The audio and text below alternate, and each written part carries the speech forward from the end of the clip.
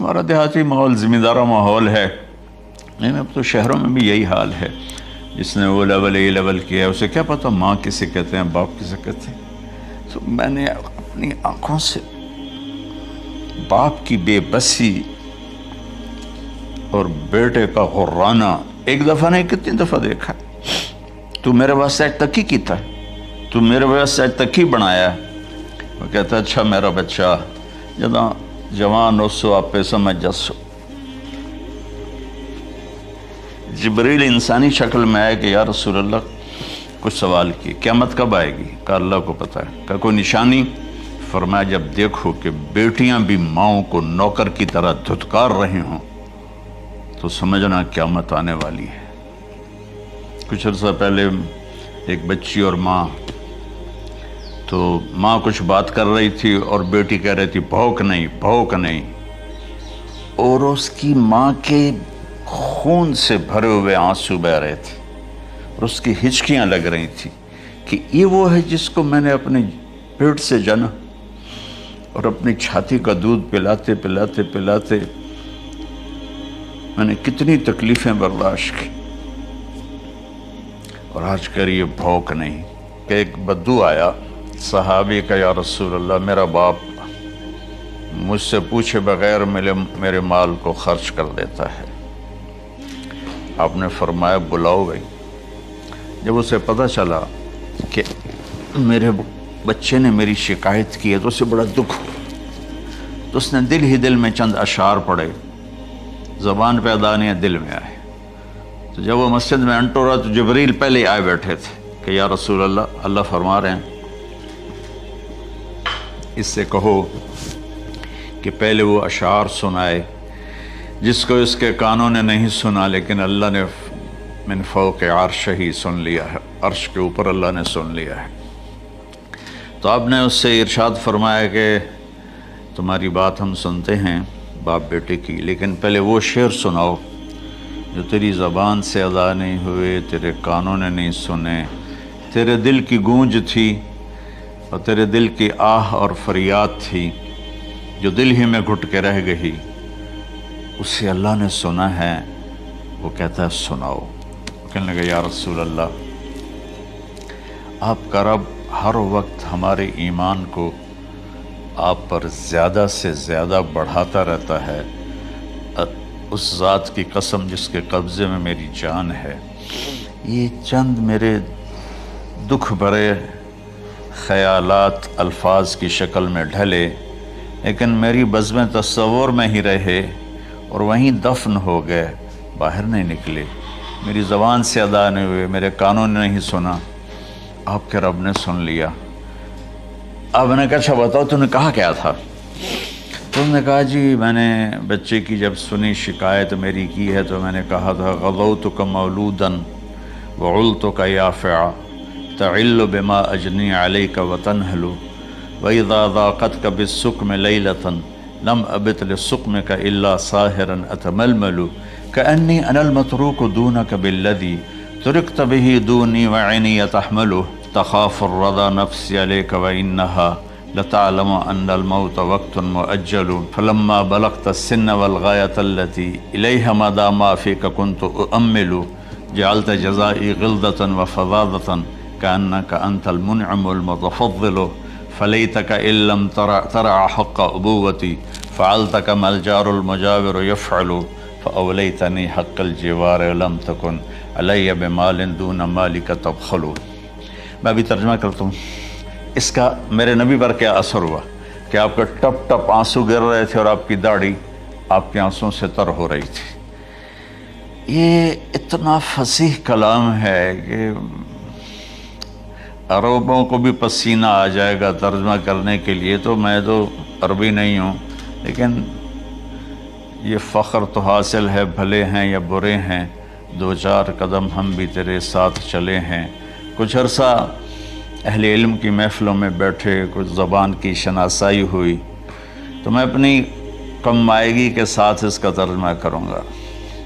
وہ کہتا ہے غزوتک مولودا وعلتک یافعا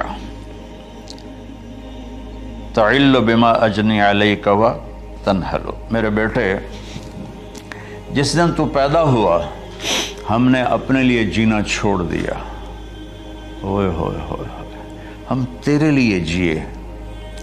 تیری ماں تجھے دودھ پلاتی تھی، میں تیرے لیے روٹی کے نوالے لاتا تھا، میری ساری کمائی پہلی اور آخری سب تیرے اوپر لگتی تھی۔ تجھے خوش دیکھتے تھے تو خوش ہوتے تھے، تجھے روتا دیکھتے تھے تو ہم روتے تھے۔ وَإِذَا ذَاقَتْكَ بِالسُّقْمِ لَيْلَةً لَمْ أَدْلِ سُقْمَكَ إِلَّا سَاهِرًا أَتَمَلْمَلُ۔ جب تو کبھی بیمار ہو جاتا تھا تو تیرے سرانے بیٹھ کر ہم ساری رات روتے تھے اور دعائیں کرتے تھے، یا اللہ ہمارے بچوں کو بچا لے، ہمارے بچوں کو صحت دے دے۔ اس تڑپ میں ساری ساری رات میں جاگتا تھا، تیرے لیے میں نے اپنا سب کچھ لگا دیا، اپنے لیے جینا چھوڑ دیا، اپنی خواہشات کو دبایا، تیری ہر خواہش کو پورا کیا۔ تجھے مسکرانے کے لیے، تجھے ہنسانے کے لیے میں دھکے دھوڑے کھاتا رہا، کبھی گرمی لو کی جھلسا دینے والی ریت اور کبھی سردی کے سرد ہوا کے تھپیڑے، لیکن میں ان دونوں سے گزرتا ہوا تجھے پالنے کی خاطر اپنے آپ کو کھپاتا رہا۔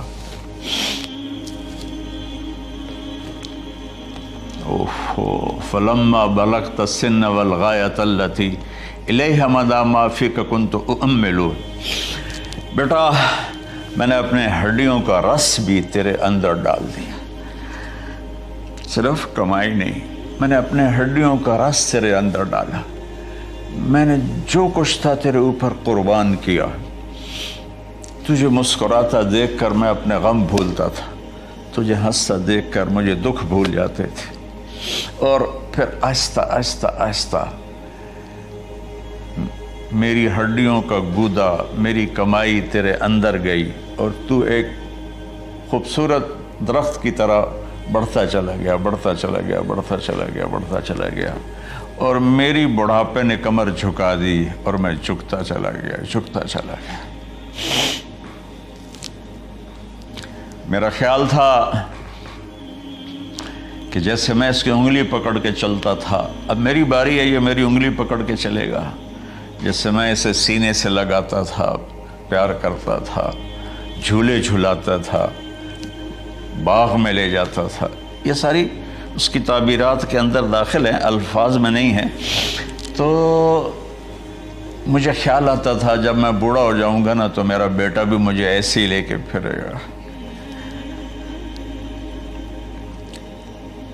میرا بیٹا بھی میری سنے گا۔ یہ 100 دفعہ پوچھتا تھا یہ کیا ہے، اور میں ہر دفعہ جواب دیتا تھا یہ ہے۔ تو اب میں بوڑھاپے میں اس سے بات کروں گا، یہ میری بات سنے گا۔ میں اس کو نوالے کھلاتا تھا، یہ مجھے روٹی کھلائے گا۔ میں اس کا انگلی پکڑ کے چلتا تھا، یہ میرا ہاتھ پکڑ کے چلے گا۔ میری کمر بڑھاپے نے جھکا دی اور میں ایک خشک پیڑ کی طرح ہو گیا، اور جوانی نے تیری کمر کو سیدھا کیا اور تو ایک تر و تازہ درخت بن گیا۔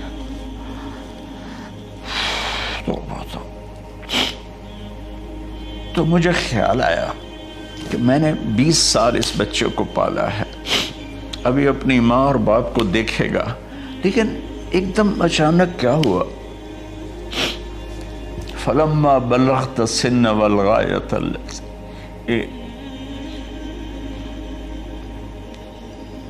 الیہا مدی ما فیک کنت اؤمل۔ جب تو اس عمر کو پہنچا جس میں ہماری امیدیں تیرے ساتھ لگ گئیں، ہمیں بڑھاپے نے بے آسرا کر دیا اور تیری جوانی نے تجھے ہمت دے دی، تب ہمارا خیال آیا کہ اب یہ ہمارے ساتھ وہی کرے گا جو ہم نے اس کے ساتھ کیا۔ لیکن کیا ہوا؟ جعلت جزائی غلظۃ وفظاظۃ کأنک انت المنعم المتفضل۔ تو اتنا بدتمیز ہوا، تیری زبان چھری بن گئی، تیرا رویہ زہر بن گیا، اور میری ساری زندگی کی محنت کا بدلہ تو نے مجھے نافرمانی سے دیا، بد اخلاقی سے دیا، بدتمیزی سے دیا۔ میں حیرت بھری نظروں سے تجھے دیکھتا رہا اور میں اپنی پچھلی 20 سالہ زندگی کو جھٹلاتا رہا کہ میرے خیال میں اس کا نوکر ہوں اور یہ میرا مالک، میں اس کا باپ نہیں، میں اس کا نوکر ہوں، کیونکہ ماں باپ کے ساتھ ایسا کوئی نہیں کرتا ہے، یہ میرا مالک ہے اور میں اس کا نوکر ہوں، اس لیے مجھے ڈانٹ رہا ہے۔ کتنے بچوں کو میں نے یہ کہتے سنا اپنے باپ کو، تو میرے واسطے آج تک کیتا کی، تو میرے واسطے آج تک بنایا کی، اور جو آپ بے بسی کی تصویر بنا ہوتا تھا وہ شکلیں بھی میرے سامنے ہیں۔ تو کمال کے اشعار میں سوچ رہا ہوں جو میرا یہ حال ہے 1400 سال بعد کہ میرے آنسو نہیں رک رہے، تو اللہ کے نبی تو زارو قطار روئے تھے، داڑھی آنسوں سے تر ہو گئی تھی۔ کہا بیٹا جب تو نے میری ساری زندگی کی محنتوں کا بدلہ بدتمیزی سے دیا، گالی گلوچ سے دیا، دھکے دے کر باپ کو گھر سے نکال دیتے ہیں، تو بیٹا میں یہ سمجھا کہ تو نے ایک خواب دیکھا تھا، تو نے ایک خواب دیکھا تھا کہ تو باپ ہے اور یہ بیٹا ہے۔ اصل حقیقت یہ ہے کہ یہ مالک ہے اور میں نوکر ہوں۔ پھر آگے کہتا فَلَيْتَكَ إِن لَّمْ تَرَ حَقَّ أُبُوَّتِي فَعَلْتَ كَمَا الْجَارُ الْمُجَاوِرُ يَفْعَلُ۔ اچھا چلو بیٹا تو نے مجھے باپ تو نہ سمجھا، چلو ایک پڑوسی سمجھ لو۔ عرب میں پڑوسی کا بہت خیال کیا جاتا تھا، اور یہ عرب کی شان تھی کہ اپنے پڑوسی کو وہ عزت دیتے تھے جو اپنے گھر میں ایک دوسرے کو عزت دیتے تھے۔ تو اس نے پھر اس کی طرف اشارہ کیا کہ اگر میں تیرا باپ نہیں ہوں، تیرے رویوں کو دیکھ کر تو یہی لگتا ہے کہ میں تیرا نوکر ہوں، تو میرا مالک ہے، تو چلو اتنا تو کر دے جتنا ایک پڑوسی کے ساتھ کرتا ہے۔ فَأَوْلَيْتَنِي حَقَّ الْجِوَارِ وَلَمْ تَكُنْ عَلَيَّ بِمَالٍ دُونَ مَالِكَ تَبْخَلُ۔ تو پڑوسی پر تو عرب خرچ کرتے ہیں، تو بھی تھوڑا سا میرے اوپر خرچ کر دیتا اور تو بخیل نہ بنتا، اور میرے خوابوں کو چکنا چور کر دیا، میری امیدوں پر پانی پھیر دیا، میرے بڑھاپے کو ذلت اور رسوائی میں بدل دیا۔ اچھا میرا پتر جا خوش رہو۔ ماں باپ کہاں بد دعائیں کرتے ہیں؟ تو میرے نبی کی آنکھوں سے آنسو، یہ ساری داڑھی تر ہو گئی، تو آپ نے اس کے بچے کو گریبان سے پکڑا اور جھٹکا دے کر دھکا دے کر دفع ہو جا، انت و مالک لابیک، تو اور تیرا سب کچھ تیرے باپ کا ہے۔ حضرت علی رضی اللہ تعالیٰ عنہ سے کسی نے پوچھا کہ آپ کے بیٹے حسن کیسے بیٹے ہیں؟ کہا حسن میرا وہ بیٹا ہے کہ جب میں چلتا ہوں تو میرے آگے نہیں چلتا، میرے پیچھے چلتا ہے۔ جب کہیں بیٹھنے کا موقع آتا ہے تو یہ پہلے نہیں بیٹھتا، پہلے مجھے بٹھاتا ہے پھر خود بیٹھتا ہے۔ جب کھانے پر بیٹھتے ہیں تو یہ روٹی کی طرف ہاتھ نہیں بڑھاتا جب تک میں نہ بڑھاؤں، یہ سالن کی طرف ہاتھ نہیں بڑھاتا جب تک میں نہ بڑھاؤں۔ میں کمرے میں ہوں تو یہ چھت پہ نہیں چڑھتا کہ میرے باپ کی بے ادبی ہو جائے گی۔ میں حالانکہ چھت پہ چڑھنا ضرورت کے لیے ہوتا ہے، لیکن قربان جائیں اہل بیت کے ایسے ہی اخلاق ہوتے ہیں، آل رسول ایسے ہی ہوتے ہیں۔ میرے عزیزوں نوجوانوں سے کہہ رہا ہوں جن کے والدین زندہ ہیں، ہم تو محروم ہو گئے، وہ قبروں میں چلے گئے، لیکن میں اتنا مصروف رہتا ہوں۔ اب یہ کرونا کی وجہ سے گھر میں بیٹھے ہوئے ہیں، میری زندگی ایسے پہیے کی طرح گھومی ہے، اور پھر دل کی تکلیف، پھر اس کے ساتھ سر کا درد شدید۔ اس کے باوجود میں روزانہ 10 نفل اپنے باپ کے لیے پڑھتا ہوں، 10 نفل اپنی ماں کے لیے پڑھتا ہوں، اور 4 نفل اپنی خالہ کے لیے پڑھتا ہوں، کہ ساری زندگی سجدوں میں سر رکھ